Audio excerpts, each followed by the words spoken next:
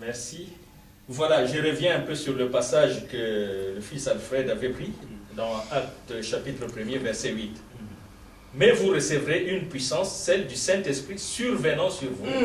Et vous serez mes témoins. Je voulais insister sur mes témoins à Jérusalem, dans toute la Judée, dans la Samarie et jusqu'aux extrémités de la terre. Et vous serez mes témoins. Qu'est-ce qu'on appelle témoin? Qui peut être un témoin?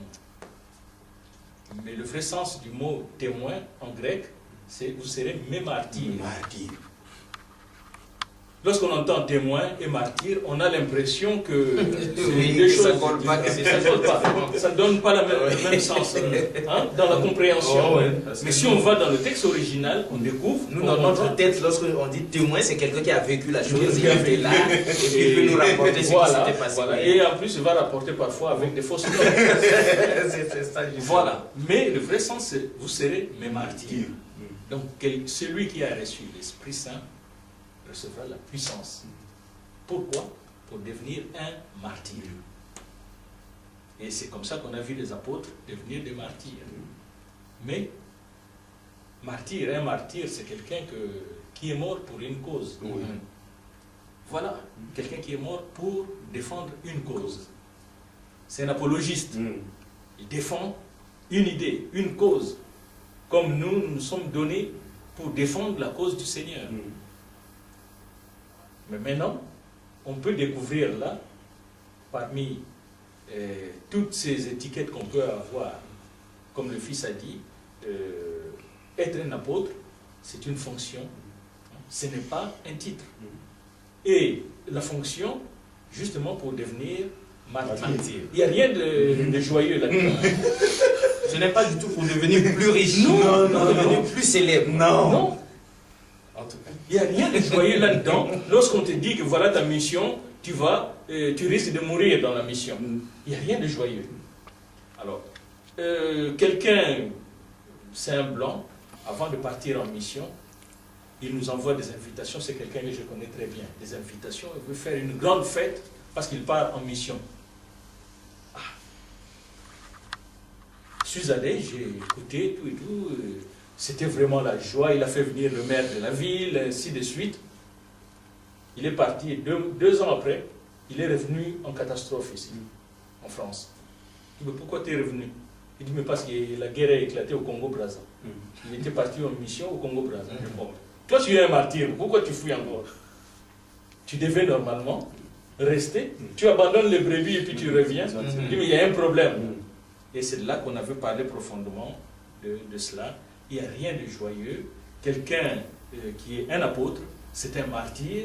Et c'est comme ça que nous voyons l'ami Paul, comme je l'appelle souvent, qui montre même qu'il avait abandonné les privilèges pour vivre d'une façon simple. Avant d'aller quelque part, il se préparait pour pourvoir à sa vie pour qu'il ne soit pas à la charge de l'Église. Mais lorsqu'on voit des gens qui se proclament apôtres, bishop, général, et ainsi de suite, amiral, et pour prendre l'argent des gens, en quoi ils sont des martyrs? Donc ils sont déjà en dehors de la parole de Dieu. Et de ce fait-là, on doute même sur le fait d'avoir reçu le Saint-Esprit. Le Saint-Esprit.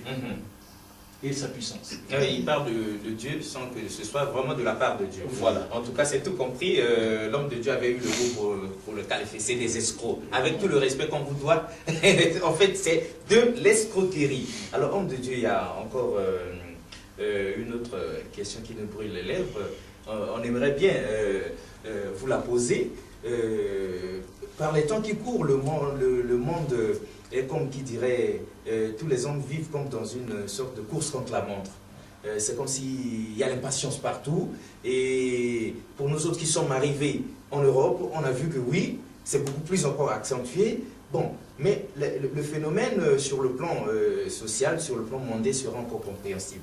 Or, lorsque nous vous avions entendu, nous avions quand même entendu l'homme de Dieu, le révérend Alfred, prendre son temps, bien qu'ayant été démarqué de là où il était auparavant, bien que sachant qu'il y a une vision divine pour lui, mais prendre son temps et patienter, regarder la chose, la mûrir et prendre donc le départ au bon moment. Et de votre côté, si vous avez eu votre temps de réfléchir, de malaxer les choses, de, comme qui dirait, tourner cette fois la langue dans la bouche avant de parler. D'où vient-il qu'aujourd'hui, chacun se lève un bon matin, il s'auto-proclame homme de Dieu. Il bondit sur l'occasion. On est à la recherche de ça. Et on ne prend pas le temps de réfléchir, c'est parti. Est-ce que c'est le Saint-Esprit qui travaille plus vite maintenant, ou c'est l'homme qui dépasse même le Saint-Esprit au moment où nous parlons? Le Saint-Esprit reste encore à des kilomètres. Voilà, l'homme de Dieu est déjà à 1000 kilomètres devant l'Esprit.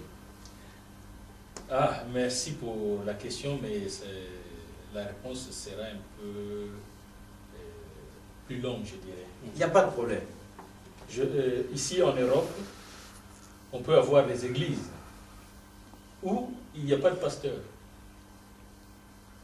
Donc l'église, pendant 3 ans, n'a pas de pasteur.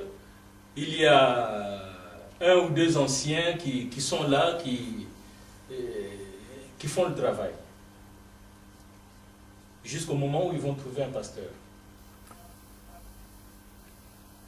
Chez les Africains, les pasteurs sont toutes les minutes. Il y a la production sous chaîne des pasteurs. On a vu ici.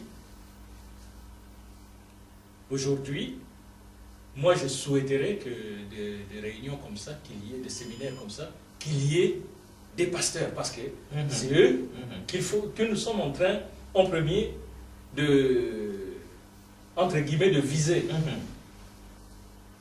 Parce que l'ivraie pousse plus vite que le blé, et c'est ce qui se passe, malgré la confusion, tout ce qui se fait aujourd'hui en mal.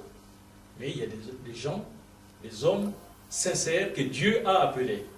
Et c'est ceux-là que nous voulons vraiment atteindre petit à petit, mais Dieu fera grâce pour que nous puissions vraiment aller pleinement dans la réforme. Lorsqu'un peuple est dans la crise, lorsqu'un pays est dans la crise, il y a des profiteurs. Avant, je prends l'exemple de Kinshasa. Ça fait 27 ans que j'ai quitté Kinshasa. Et une fois je suis parti, je suis resté 5 jours. Je suis revenu. En tout cas. Donc c'était 19 ans après. Je suis resté 5 jours seulement pour revenir. Mais aux époques où j'étais jeune, puisque maintenant je suis à la retraite, En tout cas. on trouvait des nganga partout. Et tout le monde s'improvisait nganga. Il y avait des nganga, Des féticheurs. Des féticheurs, voilà. Des féticheurs, un peu partout, il y avait des féticheurs. Il y avait aussi des escrocs, féticheurs, qui s'improvisaient féticheurs, mais en réalité qui ne connaissaient rien. Rien du tout. Et puis, bon, on nous a embobiné, voilà, je peux te faire des tatouages. Oui, qu'on appelait des camons. On appelait des camons. Oui. C'est sorti, ce mot-là est sorti vers les années 60-62. Les camons, parce j'avais 10 ans, on nous a coupé, on nous faisait manger des lames de rasoir et tout. Mais c'était des gens qui ne connaissaient rien dans ce qu'ils prétendaient être. Alors, vers les années, je crois, après les années 70-75, il y a eu ce mouvement qui a commencé par rapport à la spiritualité. Oui, le mouvement du réveil. Voilà. Vers les années 80. Et la même réaction se produit. La même réaction se produit. Il y a eu des faux serviteurs qui se sont aussi élevés de la même manière comme il y a eu des Nganga autrefois.